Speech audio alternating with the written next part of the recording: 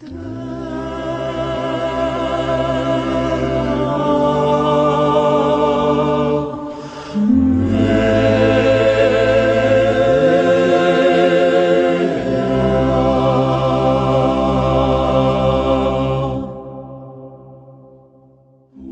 raconte mon île, ses couleurs, ses senteurs, une terre façonnée par la voix des hommes écorchés.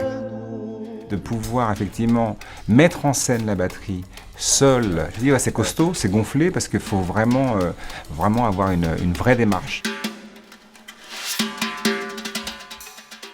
Ces deux volontés de recréer via le corps uniquement quelque chose qui est visuel et quelque chose qui est sonore. C'est super balèze.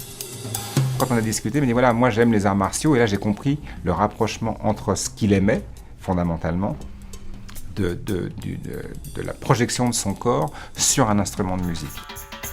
Et il y a un vrai lien fort entre Jean-Claude arts martiaux et Jean-Claude musicien. Et on pourrait se dire que ça n'a rien à voir, c'est totalement incompatible. Pas du tout. Pas du tout parce que la gestuelle est très liée.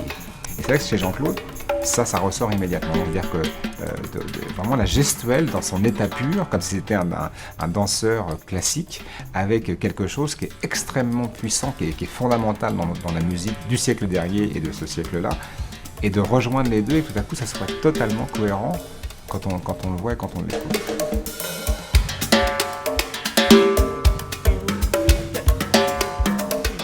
Il y a vraiment une espèce d'univers sonore. Il est corse, et quand je dis ça, c'est important. C'est-à-dire qu'il a ça en lui. Et depuis tout petit, il a cette vue-là, il a cette lumière-là, il a ces odeurs-là. Donc, c'est aussi, on retrouve aussi tout cela dans ce qu'il est et quand il joue. Et c'est vachement important.